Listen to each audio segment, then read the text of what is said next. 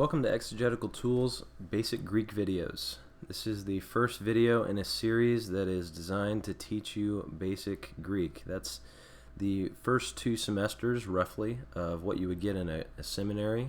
And that's going to include basically walking through what's basic morphology, and that means kind of what do different words look like as they change their form to change their meaning, things like that. So basically, how does a verb decline? Like I go, he went, she went, he goes, all those kind of, the way a word changes and what its meaning is when it changes.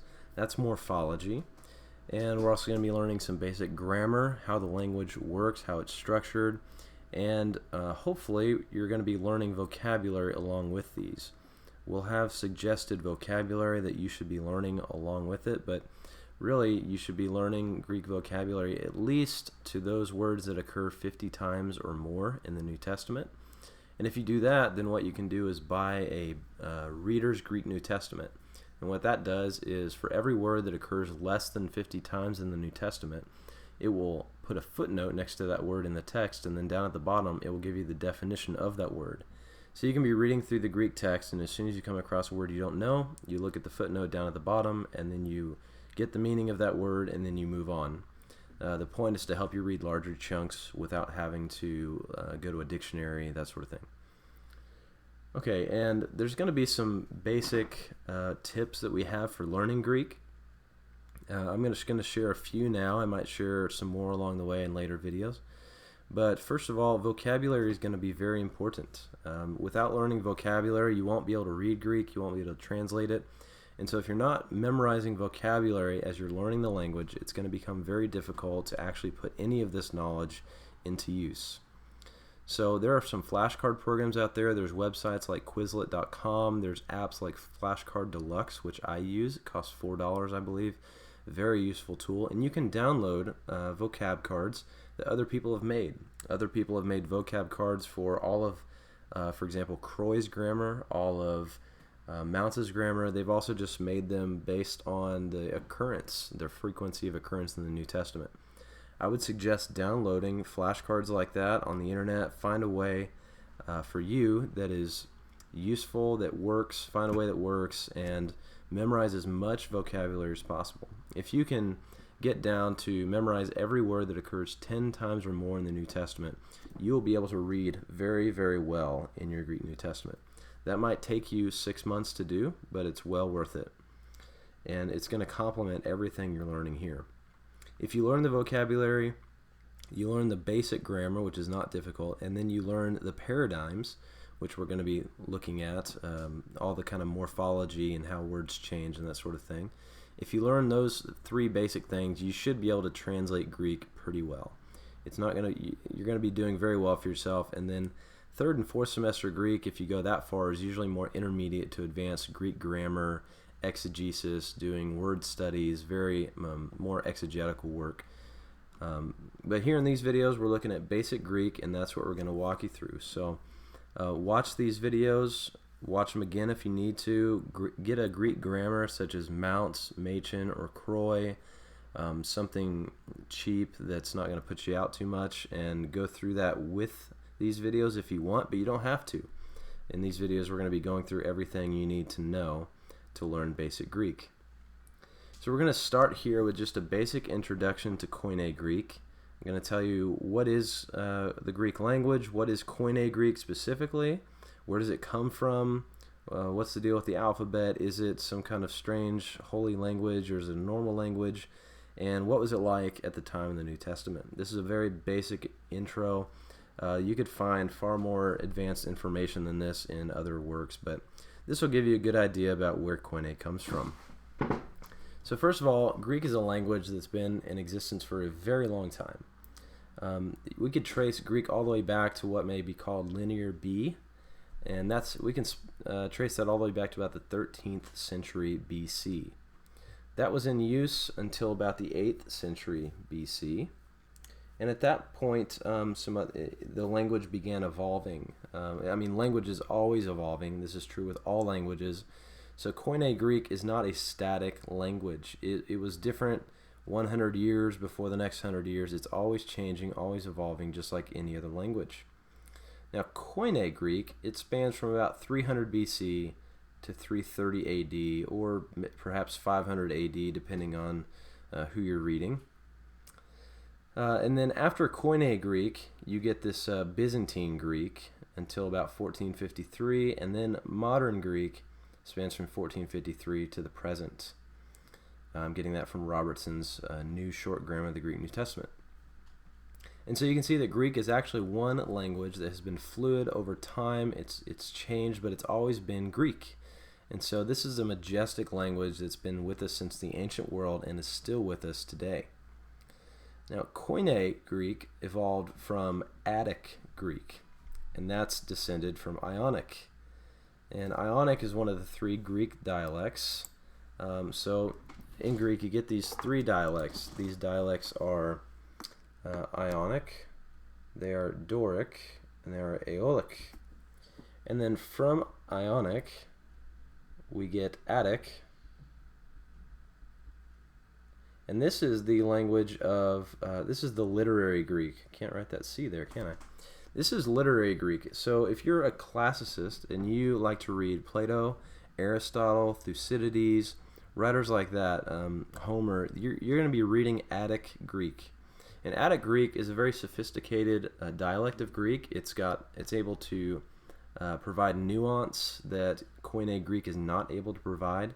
It's got more flexibility or rigidity, I guess you'd say, to the language.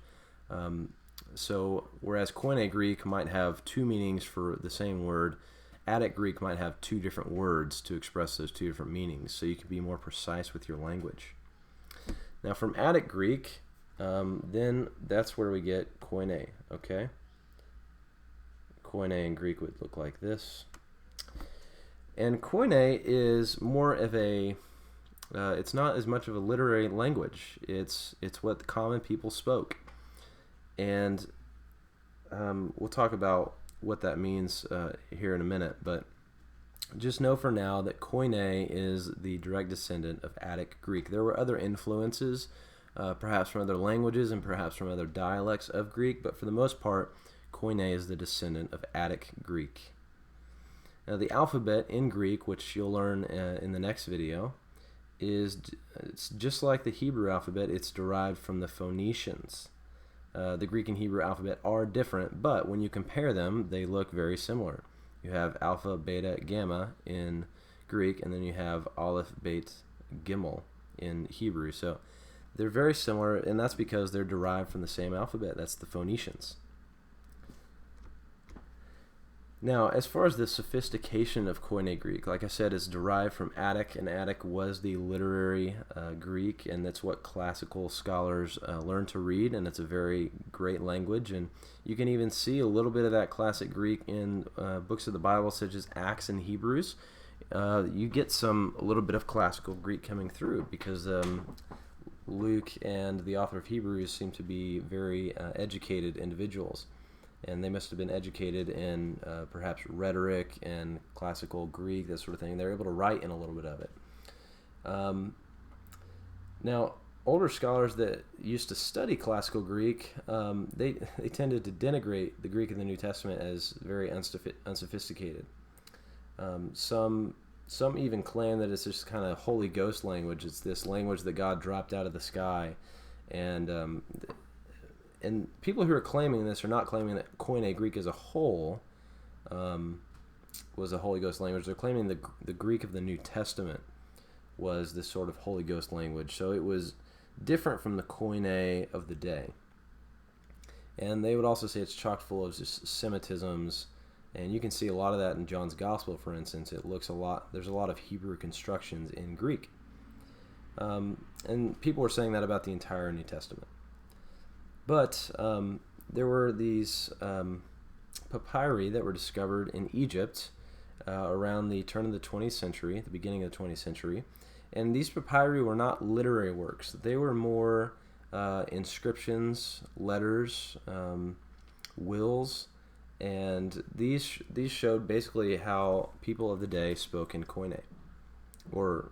Spoke in Koine, and even wrote, but it wasn't for classical literary features. It was just the everyday Koine Greek of the period. And amazingly, what they discovered is that it's very similar to the Greek in the New Testament. It's not that different. Adolf Deismann actually published a couple works. One was called Bible Studies, and one was called Light from the Ancient Near East. And what he did in these is he took these papyri that were newly discovered, and he compared them with Koine Greek of the New Testament. And what he found is on page 146 of Light from the Ancient Near East, he says, "The records of the world contemporary with the New Testament supply us with the right standard of criticism." And so what he's saying is we shouldn't be comparing New Testament Greek to the Greek of to Attic Greek, the classical Greek of Plato, Aristotle, Thucydides, but rather we should be comparing New Testament Greek with Greek of the period, which is found in these papyri from Egypt. And so the New Testament, just as Robertson says, it's not some unsophisticated barbaric language, but it's actually just the standard Greek of the day. It's what people were speaking. It's how they spoke. It's not unsophisticated. It's just normal. And this is how God chose to communicate to man, was through the common language of the day, Koine Greek. And as far as the spread of the language, the foremost influence on the spread of language was Alexander the Great. When Alexander the Great conquered the civilized world at that time, he spread Attic Greek and Hellenistic culture with it as well, but Attic Greek especially. He spread it to the entire world. And after he had done that, people were speaking Greek.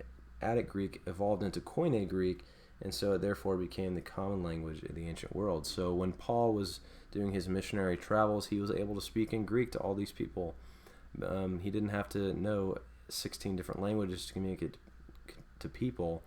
Rather, he just had to know Koine Greek, and that was enough. And so, as some people have said, this is part of the fullness of time.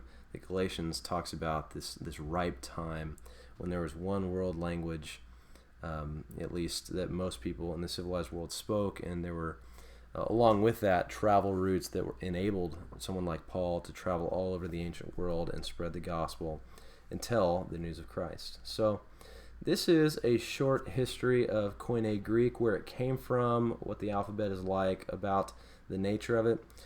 What's really important to remember is that Koine Greek is not a static language. It's always changing. So something, for example, in 100 BC in Koine Greek, the meaning of a word might differ a little bit from what it meant in 100 AD. That's 200 years where a language has the chance to evolve and change a little bit. So when you're learning about word meanings in Greek, don't assume that it simply meant the same thing at all times in all places.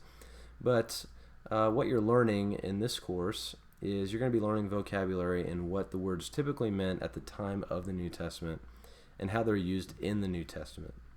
So when you learn what a word means, it typically refers to how the word was used in the New Testament. Okay, so this is it for this video. The next video you should watch would be the alphabet, and learn the alphabet, how to write the letters, how to pronounce everything.